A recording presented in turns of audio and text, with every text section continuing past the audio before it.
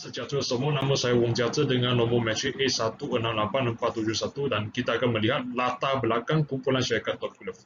Ia merupakan pengeluar sarung tangan yang terbesar di dunia yang ditubuhkan pada 1991. Berawal penubuhannya, dia hanya sebuah kilang tempatan sahaja. Akan tetapi dia semakin berkembang maju melalui perolehan ramai anak syarikat dan syarikat bersekutu dan akhirnya dia dapat disenaraikan di Bursa Malaysia pada 2001. Kini produk utama Top Glove bukan sahaja sarung tangan getah tetapi juga topeng muka dan produk yang lain.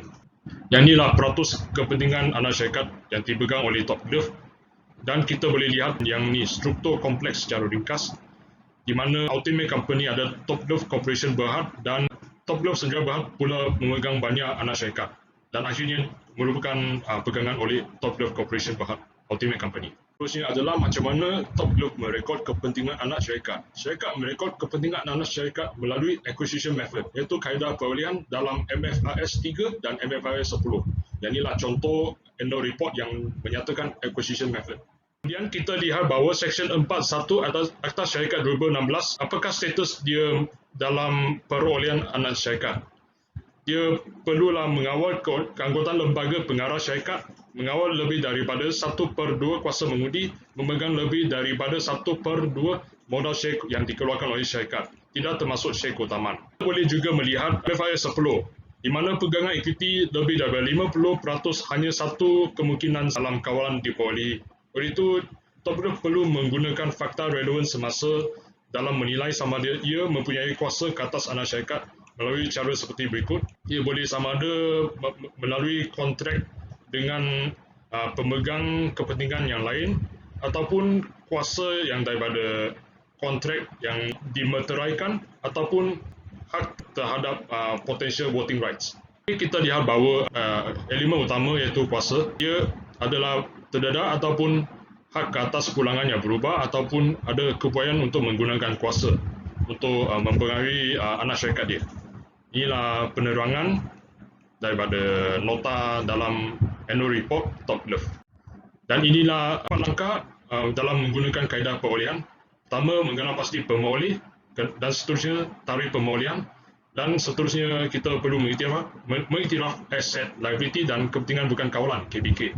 Dan akhirnya kita perlu mengiktiraf dan mengukur muhibah ataupun laba dari pemberian diskaun. Dan yang akhir sekali adalah pelaburan dalam anak syarikat dan perolehan berperingkat.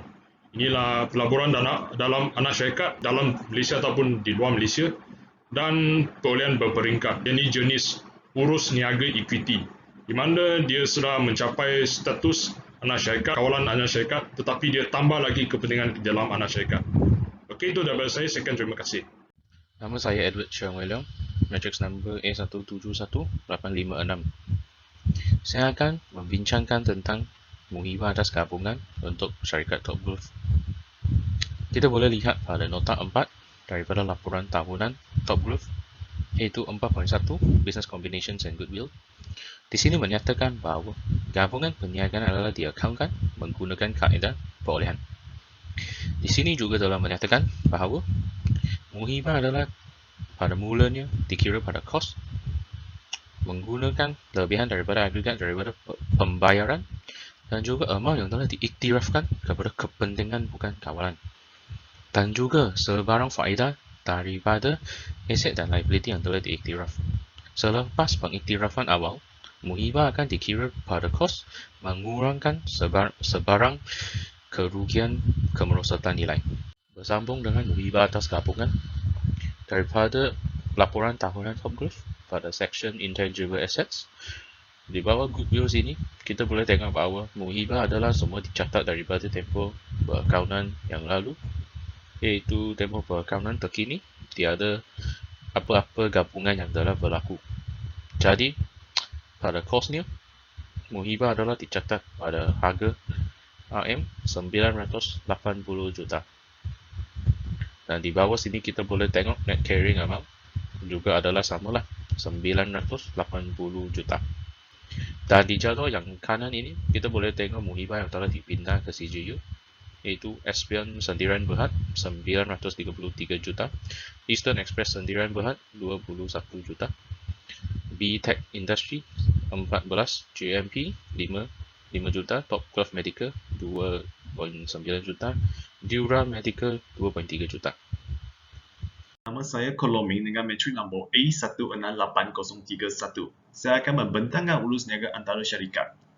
Menurut MSLS 3 Pala 61, pemerolehan hendaklah mendengarkan maklumat yang membolehkan pengguna penyata kewangannya menilai kesan kewangan beralasan. Selain itu, MSLS 124 Pala 18 menyatakan bahawa sekiranya entiti mempunyai urus niaga dengan pihak berkaitan sepanjang tempoh penyata kewangan, ia akan mendengarkan sifat hubungan pihak berkaitan serta maklumat mengenai urus niaga bagi tertunggal. Perdendahan hendaklah termasuk jumlah transaksi dan pembelanjaan yang diiftira dalam tempoh berkenaan atau hutang ragut disebabkan oleh pihak berkaitan. Seterusnya, MFLS 124 Pala 19 menyata bahawa perrendahan yang diperlukan dalam Pala 18 hendak dibuat secara berasingan dalam kategori berikut, iaitu syarikat induk. Ini melupakan urus niaga antara syarikat dalam Top-Gov Berhad, iaitu gross dividend from subsidiary, iaitu hasil dividen sebanyak 1630710,000 dan management fee from subsidiary, iaitu yuran pengurusan sebanyak 59040,000. Seterusnya, interest income from subsidiary, iaitu faedah sebanyak 5567,000. Terima kasih. Selamat sejahtera, nama saya Leong Mi Hong dengan nombor metrik N167899. Saya akan membentangkan penjelasan MFRS Syarikat Bersekutu dan perolehan kepentingan kawalan syarikat bersekutu. Merujuk kepada MFRS 128, syarikat bersekutu adalah entiti yang mana pelabur mempunyai pengaruh yang signifikan, tetapi bukan anak syarikat ada usaha sama. Pengaruh signifikan merujuk kepada kuasa untuk terlibat dalam pembuatan keputusan berhubung polisi kewangan dan operasi syarikat yang dilabur, tetapi bukan mengawal atau mengawal bersama polisi tersebut. Entiti pelabur tersebut mesti mempunyai sekurang-kurangnya kepentingan 20% kuasa mengundi. Kepentingan ini juga mengambil kira kesan warrant saham, option panggilan saham boleh tukar, dan instrumen boleh tukar. Pelaburan dalam syarikat bersekutu dilaporkan menggunakan kaedah equity. Merujuk kepada nota kepada akaun 4.4, pelaburan dalam syarikat bersekutu, Top-Gov menggunakan kaedah equity dalam pengiraan pelaburan dalam syarikat bersekutu yang akan ditunjukkan dalam penyata kedudukan kewangan disatukan, iaitu diukur pada kos ditambah perubahan dalam aset bersih bahagian kumpulan selepas perolehan syarikat bersekutu.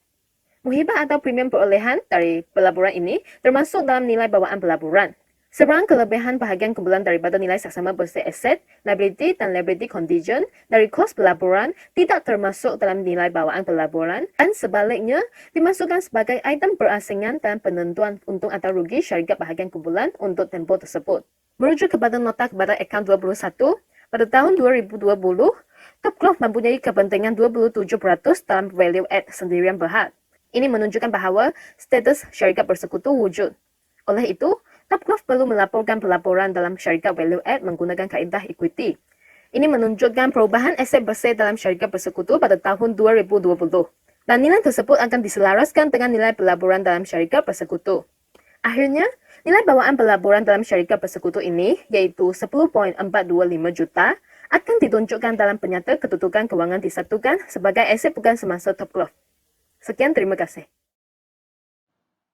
Kepentingan bukan kawalan KBK juga dikenali sebagai non-controlling interest. KBK diwujudkan apabila syarikat induk mempunyai kepentingan kawalan atas anak syarikat kurang daripada 100%. Sebagai contoh, sebuah syarikat induk yang memiliki anak syarikat kepentingannya sebanyak 70% dan tinggalnya 30% adalah sebagai KBK. Dan bagi kepentingan dalam anak syarikat yang bukan dimiliki secara langsung atau tidak langsung oleh syarikat induk, misalnya dimiliki oleh pihak luar, dikenali sebagai KBK. 100% aset bersih anak syarikat akan digabungkan dengan syarikat induk, tetapi akaun KBK akan diwujudkan. Menurut MFRS 3 Para 22, KBK harus didedahkan secara berasingan dalam PKKD sebagai sebahagian dari equity, tetapi diasingkan dari equity pemegang saham induk. Dan juga menurut MFRS 3 Para 19, KBK dinilai sama ada pada nilai saksama atau satu amal perkadaran dengan bahagian KBK dalam aset bersih anak syarikat yang dikenal pasti. Seterusnya kita melihat KBK kepentingan bukan kawalan dalam Top-Gov.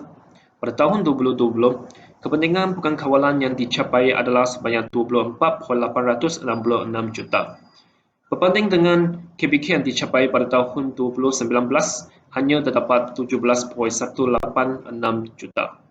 Perbezaannya adalah sebanyak 7.860 juta. Peningkatan adalah besar dan signifikan. Okay, di sini kita melihat beberapa buah anak syarikat yang dimiliki oleh Toglev. Dan sebenarnya Toglev memiliki anak syarikat yang melebihi 20 buah yang ke atas. Jadi kita memilih beberapa buah sebagai contoh dalam kes ini.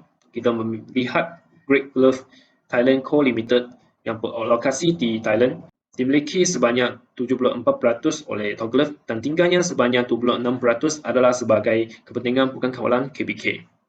Kita juga melihat Toglev Medical, Toglev Technology, BTech Industry, Top Quality Glove. Semuanya adalah dimiliki 100% oleh Toglev dan tiada KBK yang berlaku. Di sini kita melihat changes in group structure, iaitu perubahan dalam struktur grup. Ada beberapa informasi dan kita melihat pada E, Non-Controlling Interest, ia menyatakan maklumat kewangan yang diringkaskan untuk KBK adalah tidak dapat dikemukakan kerana nilai bawaan KBK dalam pernyataan kedudukan kewangan disatukan adalah immaterial kepada grupnya.